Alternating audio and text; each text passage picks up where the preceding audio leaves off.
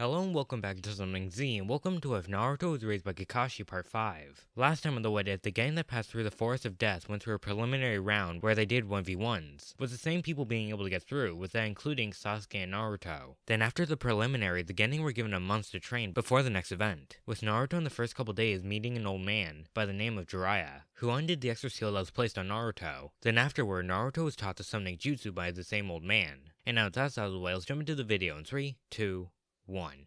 Okay, so we begin this what if at the end of the month, and during that month, Naruto trained with Jiraiya, with him somewhat perfecting the jutsu, because in this, Naruto has better control of his chakra than the canon, thanks to him being a mixture of smarter and being an overall quicker learner, and because of that, Naruto most of the time was able to summon two toads, with one of them being a messenger toad by the name of Kosuke, which he uses to send information quickly or to spy on people if he absolutely needs to. Then the second one's a toad that's the size of Naruto, that is blood red, that carries two swords on its back, which Naruto uses when he needs an extra set of hands during combat, who can shoot either a sticky substance or water from his mouth, creating either powerful streams or short blasts. That goes by the name Gamuto, but he can still mess up and summon neither. And when Naruto wasn't practicing the summoning jutsu, he sparred with Jiraiya, increasing his sword and normal hand-to-hand combat skills. Okay, so now we skip to the day of the final part of the exams. And when the exams began, Naruto knows that Sasuke wasn't there yet. But before he can think too much of it, the main examiner told the public the name of the first match, which was Naruto against Neji. And when their names were called, the rest of the examinees left the arena, while Naruto and Neji went to different sides of the arena, and they began to get ready. And when everything was ready, the examiner began to count down. And when he got to 0, the match began. And the second it started, Naruto did the summoning jutsu. And when the puff of smoke was gone, Gamuto was right next to him. And when the two were ready, they ran at Neji with them both leaping at him to try to slash at him. But seeing the attack coming, Neji was able to counterattack, with him beginning a spin, with Naruto and Gamuto getting their attacks launched back at them, launching the back. And seeing this, when they landed, Gamuto shot out a blast of water at Neji, but thanks to the Byakugan and his fast reflexes, he was able to move out of the way easily. Then Naruto made around 7 shadow clones. Then once the Narutos were formed, they ran at Neji. But even though it was the 8 of them against Neji, Neji was able to keep up, and he was able to take down the Narutos even while Gamuto was shooting out blasts. Then once there were 3 Narutos left, Neji began to run towards Gamuto. But seeing this, Naruto ran after him and he tried to attack him. But seeing this, Neji grabbed Naruto, and using his momentum, Naruto got flung towards Gamuto. And seeing this, Gamuto caught him. But when he made contact, the clone got destroyed. And while Gamuto was distracted, Neji ran towards him. And when he got to him, Neji began to use Gentle Fist, and he began to hit all of Gamuto's chakra points, making him fall to the ground. And when he landed on the ground, he got surrounded by a poof of smoke. And when the smoke was gone, Gamuto disappeared, with him returning back to where he was before. Then seeing this, Naruto got mad and he made around 9 more Shadow clones, with there now being 11. But when the Narutos charged, Neji was able to take him out with decent ease. And when he got to the last Naruto, which was the original, he launched a barrage of attack, with them being Gentle Fists.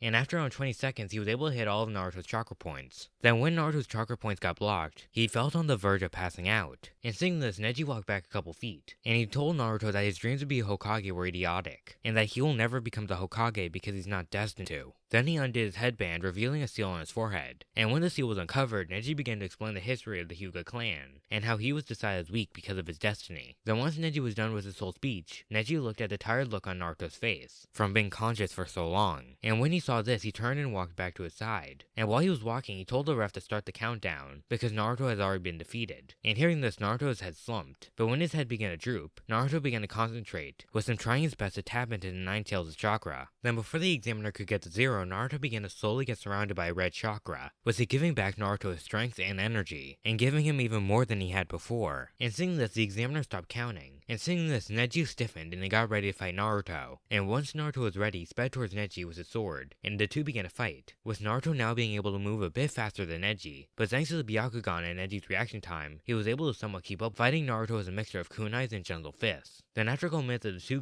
running around and fighting each other, the two flung each other to 2 different sides of the arena. And when the two got back up, they decided to go for one final attack. So Naruto began to run at Neji, pulling back his arm, while Neji got into a stance. And when the two collided, Naruto punched Neji while Neji spun, with him using palms revolving heaven, launching the attack back at Naruto, which created a massive explosion which enveloped the two Genin, and launched it up, making it so the people in the stadiums couldn't see the arena. And when the air was clear enough, the people saw 2 human-shaped holes in the ground.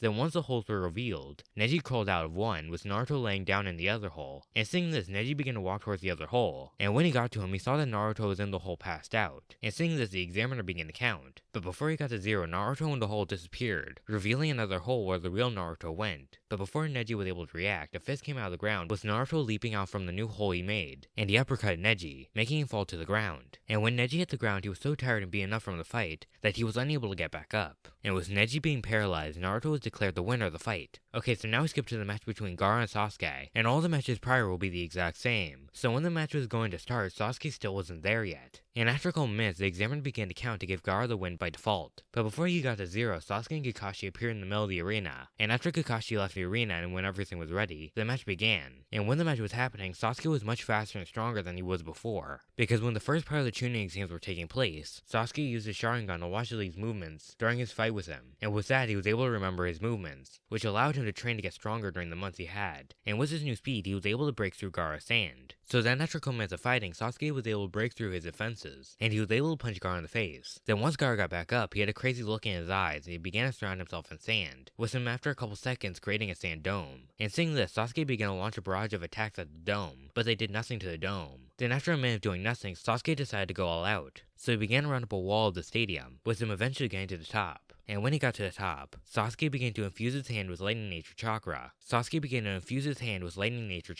And when he was ready, he began to run down the wall, and he ran at the dome as fast as he could. And when he got to the dome, he used his electrified hand to pierce through the dome. And with his momentum and strength, he was able to go completely through. And that attack was strong enough to stop Gaara's transformation. In the second Sasuke made contact with the dome, people in the stands began to get hit by a genjutsu, making all the civilians and a decent amount of the shinobi pass out immediately, which then began the Konoha Crush. And when it started, Kakashi, Naruto, and Sakura were all together, with them all being awake. And while the two Genin were trying to figure out what was happening, the Sand Shinobi began to attack the awake Leaf Shinobi. And while the fighting was going on, Kakashi tells Naruto to get Shikamaru, and to bring him back for an important mission which would involve the three of them. So Naruto then quickly ran to Shikamaru, and he quickly realized that he was actually faking being asleep. So once Naruto made Shikamaru get up, he brought him to Kakashi. And when the two get back, the three Genin were told that their job was to follow after Sasuke. Then once he said that, Kakashi began to do the summoning jutsu. And after some time, Kakashi created a poof of smoke. And when that was gone, there was a small dog that goes by the name of Pakun. And using the dog's sense of smell, the three were able to follow after Sasuke's scent. But after a couple minutes of running through the woods, Pakun noticed 9 different smells behind them. And he came to the conclusion that behind them there was a group of enemy shinobis coming after them. And getting this information, Shikamaru began to think of a plan, with him eventually thinking of a plan, but the thing was that it would involve one of them being left behind, while the others kept on going. And with that, only one of them will have to be sacrificed rather than the whole group. And because Shikamaru was the one that came up with the plan, he decided that he was the one that should stay. And once Naruto and Sakura nodded, Shikamaru turned and he ran towards the enemy shinobi. Okay, so now we skip a couple minutes, and the three were able to catch up to Sasuke. But he was laying face down on a tree branch with the curse mark spread across a decent portion of his body. And while Sasuke was laying down, a couple feet away from him, there was a Gaara that was partially transformed. And seeing this, Sakura immediately ran towards Sasuke to see if it was okay. But the second that she was distracted, Gaara launched his arm towards her, and he was able to pin her to a tree with one of his hands. Then once she was stuck, he detached a hand, with him gaining back his hand, but Sakura was still getting slowly crushed. And while Gaara was regenerating his hand, he was covering himself in even more sand, making him even transform even more, with his legs being the only thing remaining being human. And seeing this, Naruto shouted for him to let her go. But hearing this, Gaara grinned and he increased his grip on Sakura, making her get even more crushed. And seeing this, Naruto pulled his sword and he ran towards Gaara. And seeing this, Gaara shouted out Sand Shuriken and Kunais. But Naruto was able to deflect and block the projectiles using his blade. And seeing everything around him, he knew that he needed to end the fight quickly. So Naruto began to try to summon Gamuto to get an extra set of hands. And after doing a quick summoning jutsu, Gamuto appeared, with him being mostly recovered from the fight from earlier, with him having a couple scratches across his body. Then once the toe was summoned, the two began to fight Gaara using their swords, with him being able to deflect most of the attacks, with some getting scratched and cut multiple times. But eventually, Naruto throws down a smoke bomb, and while he was in the smoke, Naruto was able to peer behind Gaara, who was distracted fighting Gamuto, and he threw multiple kunais that had paper bombs attached to them. Then once they were in Gaara, Naruto ran away, and after a couple seconds, the bomb exploded, with him breaking apart Gaara. So when the smoke was all gone, Naruto and Gamuto saw that Gaara had lost his form, with him not having portions of his body, and he was losing sand. Then while Gaara was trying to form, Naruto and Gamuto began to slash at Gaara, and with him being weakened, it was easier to slash through the sand. But after a couple slashes, Gaara released an explosion of sand, launching the two away. And while the two were trying to get back up, Gaara started to be surrounded by sand and began to grow, with him eventually becoming taller than the trees. Then after around a minute, he was fully transformed into the Shukaku, with Gaara being in the forehead of the creature. Then once Gaara was fully transformed, he used the jutsu to make himself fall asleep, unleashing the real Shukaku. And once Shukaku was released, he began to surround Gamuto and Naruto with sand, making them begin to suffocate. But before they could die, Naruto did the summoning jutsu again, with him summoning Gamabunta, with the two appearing on top of his head outside of the sand. And when Naruto was on Gamabunta's head, he told him to help him fight Shukaku. But seeing as he was told to fight Shukaku with the sand, Gamabunta didn't really want to. But after Gamuto pleaded for Gamabunta to help them, Gamabunta listened. And what also tipped the scales in Naruto's favor was because that since he knows more about the toads, he gained more of a connection with them. Then once Gamabunta agreed, Gamuto disappeared in smoke, returning home.